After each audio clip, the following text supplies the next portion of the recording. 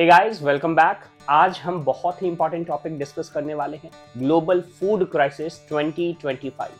Latest report के according almost 295 million people पूरी दुनिया में फूड इनसिक्योरिटी फेस कर रहे हैं। कहने का मतलब ये कि वो 3 वक्त का जो खाना होता है, जो हम लोग बेसिकली पॉपुलरली कहते हैं 2 जून की रोटी, वो भी उन्हें नसीब नहीं है।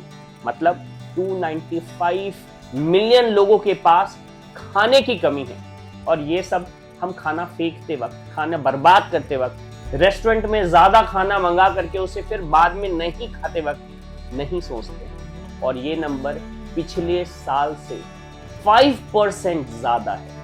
और एक और बहुत इंपॉर्टेंट पॉइंट कि ये 6th कंसेक्यूटिव ईयर है जब हंगर बढ़ रहा है। स्टूडेंट्स, ये सिर्फ स्टैटिक्स नहीं है जो आप एग्जामिनेशन पास करने के लिए याद करने वाले हैं। ये रियल लोगों की कहानी है। मदर्स, चिल्ड्रंस, फैमिलीज जो रोजाना अपनी जिंदगी बचाने के लिए स्ट्रगल कर रहे हैं। रिपोर्ट में बताया गया है कि लगभग 22.6% पॉपुलेशन क्राइसिस लेवल हंगर में जी रहा है और कैटास्ट्रोफिक स्टार्वेशन के केस डबल हो चुके हैं। 1.9 मिलियन लोगों तक पहुंच गया है ये स्टार्वेशन, जो कि रिकॉर्ड है 2016 से। कैटास्ट्रोफिक स्टार्वेशन का मतलब ये है कि अगर इस तरह का स्टार्वेशन चलता रहा तो इन लोगों के अंदर जान की बनाएगी।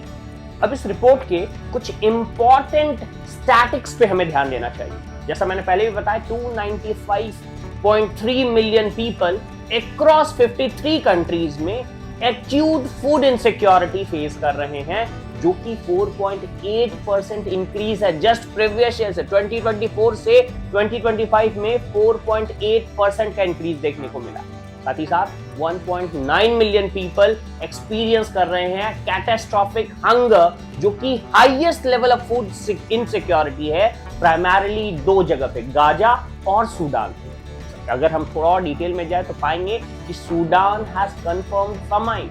अभी जो हंगर है उससे कंडीशन और भी खराब होने वाले हैं। और सूडान के 2 इलाके, एक जमजम कैंप है जो कि नॉर्थ दाफर में है, वहां पे तो बेसिकली स्थिति और भी खराब होने वाली है। In the coming month of May और जो जून जुलाई अभी आने वाला है, वहां बहुत ज्यादा क्राइसिस सिचुएशन होने वाला है फमाइन का।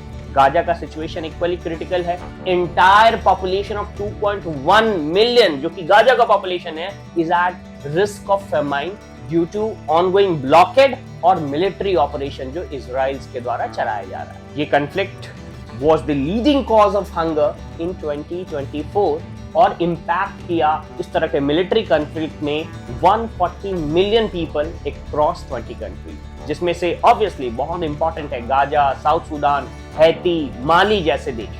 इकोनॉमिक शॉक्स और क्लाइमेट एक्सट्रीम्स भी इसके बहुत इंपॉर्टेंट कारण हैं, जिन्होंने एग्जैगरेट कर दिया फूड इनसिक्योरिटी को। साथ ही साथ इसके इंपैक्ट पड़े हाई फूड प्राइस इन्फ्लेशन में भी, जो कि ज्यादातर देखा गया लो या मिडिल इनकम कंट्रीज। साथ ही साथ ह्यूमैनिटेरियन एड्स पे कट्स भी लगाए गए, पर्टिकुलरली जो मेजर डोनर अमीर देश हैं, यूएस जैसे देश, उन्होंने बहुत सारे एरियाज में अपने एड्स को कम कर दिया and this has left many people hungry. सबसे ज्यादा इंपैक्ट हुआ है बच्चों को। लगभग 38 million children under 5 years actually malnourished हैं। ये उनके हेल्थ और उनके फ्यूचर के लिए बहुत ही सीरियस कंसर्न है। तो फिर सवाल आता है कि फूड सिक्योरिटी के पीछे रीजन क्या है, क्या है main drivers.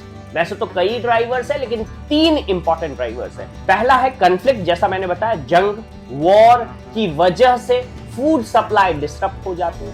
Sudan, Gaza, south Sudan, Haiti जैसे कंट्रीज में सिचुएशन बहुत ही टफ है। दूसरा है economic shock.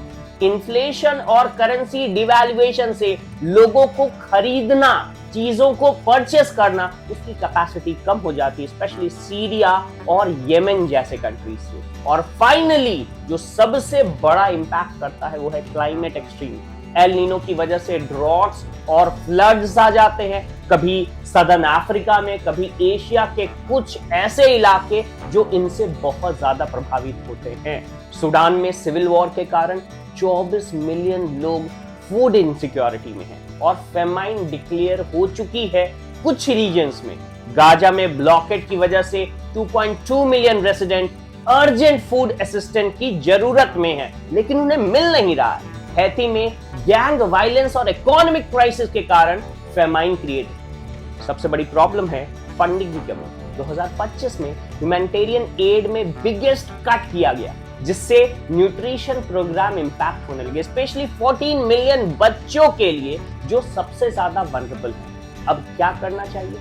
Immediate humanitarian help किस तरह से प्रोवाइड की जाए, क्योंकि ये बहुत जरूरी है।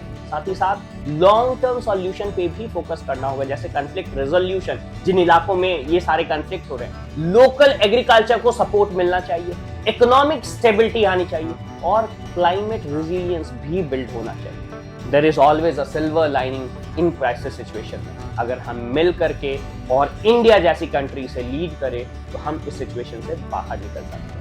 अगर आपको ये वीडियो यूजफुल लगा है तो प्लीज लाइक करें, शेयर करें, सब्सक्राइब करें और डिस्क्रिप्शन में आपको और भी इंपॉर्टेंट इन्फोस मिल जाएंगे। Thanks for watching, stay safe, stay informed और मिलते हैं नेक्स्ट वीडियो में। Thank you.